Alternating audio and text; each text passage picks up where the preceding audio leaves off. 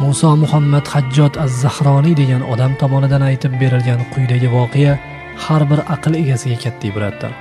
Insonni makr hiyla naqadar tuban ahvolga tushirib qo'yishi-yu Allohga iymon keltirish natijasida yetuk inson bo'lishi tasdiqlanadi. Ushbu voqeani menga Shayx Jalil Sodiq aytib bergan edilar. Shayx bir kuni mendan so'rab qoldilar: "Dunyodagi eng jajji da'vatchi kimligini bilasanmi?" Men "Ha, u Iso ibn Maryamdirlar" dedim. Shayx "Yo'q, men zamonamizdagini so'rayapman" deb so'radilar. Men qiziqsindim. "Xo'sh, kim ekan u?" Shayx "Undoq bo'lsa quloq sol" dedilar-da, hikoyalarni boshladilar. Mening bir qarindoshim bor. Alloh dunyo eshiklarini unga keng ochib qo'ygan. Mol va davlat deganlari oqib kelgan. Odamlar orasida boyligi tufayli juda obro' e'tibor topgan. Hamma narsada omadi chopgan, illo Alloh bilan aloqasidagina omadsizdir. U zotdan umuman uzilgan. Namoz nimaligini bilmaydi.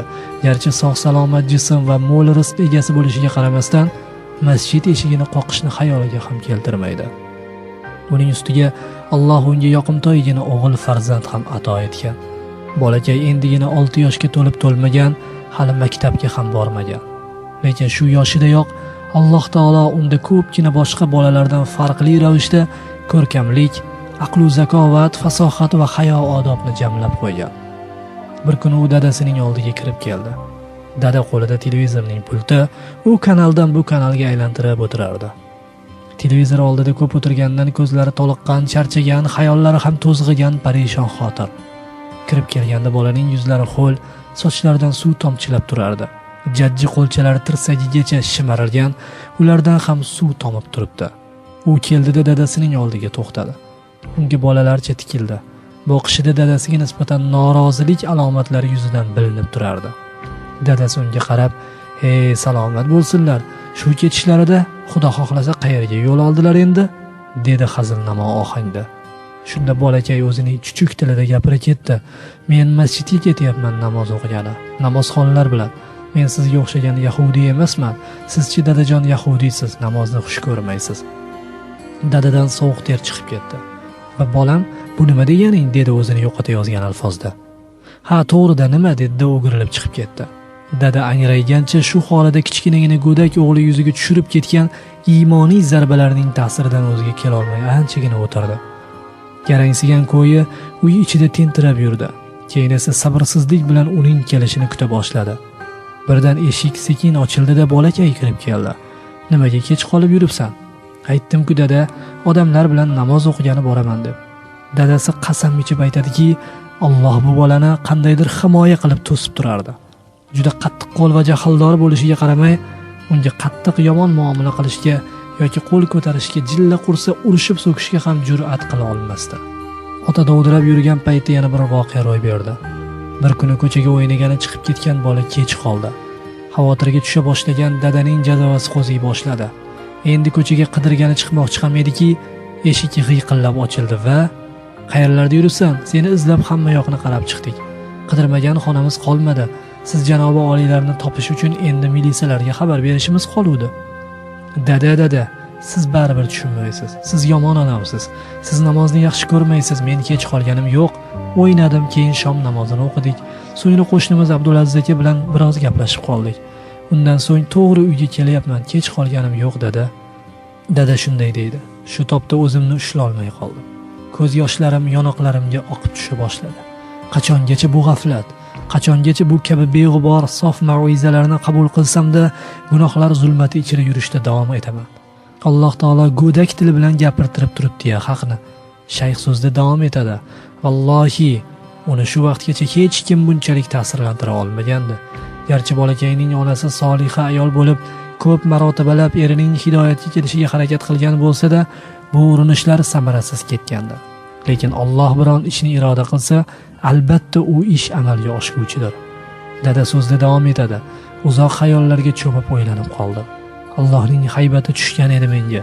Alloh qalbimga o'zidan bo'lgan qo'rquv bilan birga muhabbat tashlagandi. Menda avvallari bunaqa holat hech ham bo'lmagandi. Uzoq vaqt sukutga ketib o'ylanib qoldim. Hamma yoq sukunatga cho'mgandek edi go'yo. Bu sukunatni xufton namoziga chaqirgan haqning tovushi bo'lib yubordi. Bu tovush yonimizdagi oxirgi marta qachon borganimni eslolmaydiganim masjiddan taralayotgan azon tovushi edi. Menga tikilib turgan o'g'limning nigohi go'yoki dadajon, qo'limdan tuting ketdik, Alloh sari birga yo'l olamiz deyayotgandek edi. Sakrab turdim. Tezda tahorat oldim va qalbimning ich-ichidan kelayotgan ko'z yoshlarim yonoqlarimdan quyilganicha o'g'limni qo'limga ko'tarib masjidga yo'l oldim. Masjidga qadam qo'yishim bilanoq o'g'lim shodligidan qo'limdan yerga tushib xuddi uchib ketgudek bo'lib yugurib ketdi. Yo'lida uchragan namozxonga qarab, "U mening dadam, Ahmad amaki qarang, bu dadam bo'ladilar. Fathilla amaki, mana meni dadam, dadajonim" der edi shoshilib. Jajji da'vatchining namozxon do'stlari kelishib, uning dadasini namoz ne'matiga musharraf bo'lgani va ko'p yillardan so'ng nihoyat masjidga qaytgani bilan tabriklashar, muborakbod etishardi. Shayx aytadilar, vallohi bir vaqtlar kibr va baxillik zohir bo'lib turgan, yuzini g'ubor qoplagan kishidan nur yog'ilib turgan ochiq yuzli insonga aylangan o'sha kishini ko'rdim. Yuzi chiroyli bo'lib ketgandi.